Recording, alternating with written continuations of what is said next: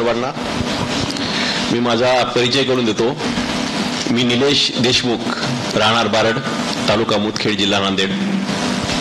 खरं तर मी एक शेतकरी आहे. माझं शिक्षण झाल्यानंतर मी शेती हा व्यवसाय निवडला आणि शेतीमध्ये स्वतःचं करिअर करायला सुरुवात केली. शेती व्यवसायामध्ये शेती करत असताना शेतीच्या बाबतीमध्ये ज्या काही येणाऱ्या अडचणी होत्या किंवा आपल्या ज्या विक्री व्यवस्थापनामध्ये ज्या शेतकऱ्यांना अडचणी तयार होत होत्या, त्यामध्ये पुढे जाऊन मी त्या येणाऱ्या क्रॉपचा व्यवसाय करून शेतकऱ्यांना न्याय मिळवून, स्वतः सहित शेतकऱ्यांना, इतर शेतकऱ्यांना न्याय मिळवून देण्यासाठी शेतीमधून व्यवसाय करायला सुरुवात केली. सर्वप्रथम 2010 मध्ये मी केळीचा व्यवसाय सुरू केला, कारण आमची परंपरागत बारड आणि परिसरामध्ये केळीचंच क्रॉप पॅटर्न चालायचं. मग मागणी लक्षात घेता उत्तर भारतामध्ये आपल्या केळीला प्रचंड अशी मागणी होती.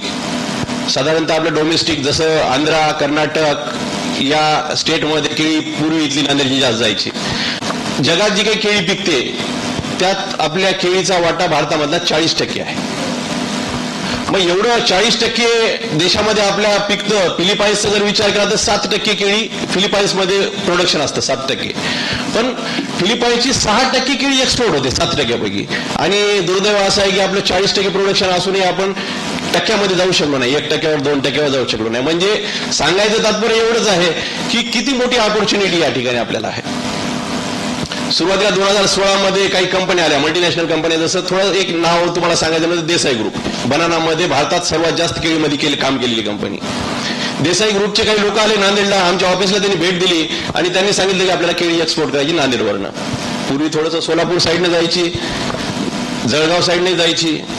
आम्ही व्यवसाय करताना असताना नांदेड महाराष्ट्रासोबतच आंध्रामधून केळी खरेदी करायला सुरुवात केली होती. म्हणजे आंध्रामध्ये केळीची क्वालिटी तिथेही चांगली आहे. ताडपत्री एरिया, अनंतपूर जो बेल्ट आहे त्या बेल्टमध्ये केळी चांगल्या प्रकारे पिकते. तर हे लोक आमच्याशी येऊन भेटले आणि त्यांनी सांगितलं की बाबा तुम्ही आम्ही मुळात केळीमध्ये एक्सपोर्ट करतोय, तर तुमची आम्हाला मदत लागणार आहे. पॅकिंग करून आम्हाला JNPT पर्यंत आपला माल तुम्ही पोहोचायचं काम करा. साधारणतः 2 ते 3 वर्ष ते आणि त्यांच्यासोबत इतर काही मल्टीनॅशनल कंपन्या असतील त्यांच्यासोबत आम्ही काम करायला सुरुवात केली. मग जसं नांदेडवरनं केळी असायची आणि नांदेडचा सीझन संपल्यानंतर आंध्रामध्ये साधारणतः डिसेंबर-जानेवारी नंतर तिथली केळीची उत्पादन सुरू होतं. ते साधारणतः एप्रिल-मे पर्यंत चालतं. तर तिथली केळी खरेदी करून आम्ही वर्षाचे 12 महिने एक्सपोर्टसाठी थर्ड पार्टी एजन्सीला माल पुरवायला सुरुवात केली होती.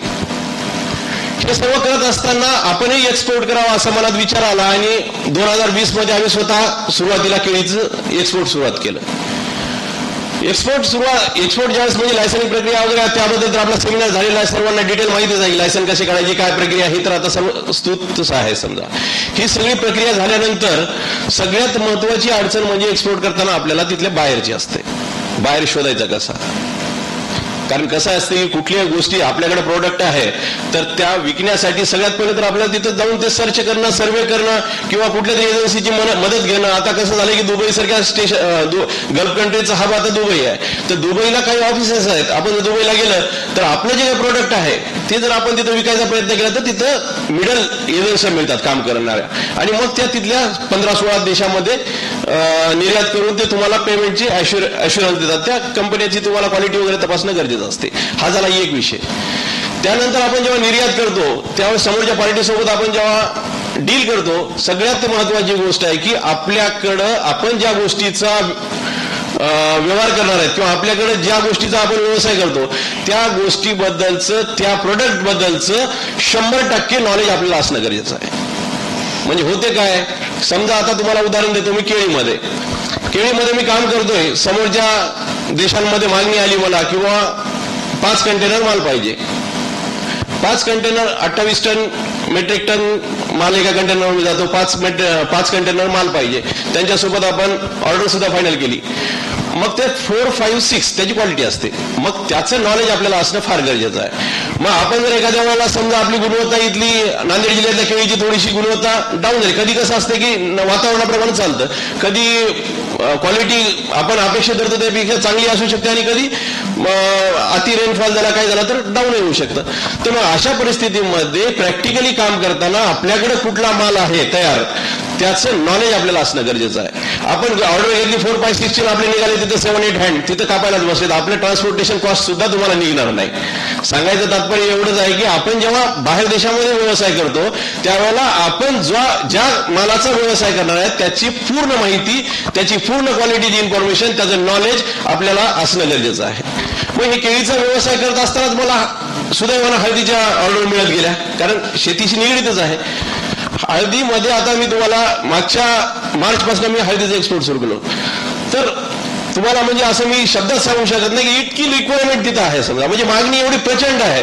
त्याच्यामागचं कारण मी जरा शोधलं. मग हळद एवढ्या लोकांच्या एन्क्वायऱ्या काय यायला लागल्यात. मग मी 1 कन्साइनमेंट 2-3 करत गेलो, पुढं फायनल करत गेलो. तर त्याच्यानंतर त्यावर अभ्यास केल्यानंतर असं लक्षात आलं की जगात जेवढी हळद तयार होते त्यातली 86% हळद ही एकट्या भारतात तयार होते. म्हणजे काय, तर आपली मोनोपली आहे हळदीवर. लक्षात घ्या, हा माल आहे आणि बाहेर देशात आपल्याला विकत याला कॉम्पिटिशनच नाही. याला रेटला या रेटला टॅग आपण करू शकतो की बा ही आमची हळद आहे, हे रेटनं आम्ही तुम्हाला देणार आहेत, तुम्हाला पाहिजे का नाही पाहिजे.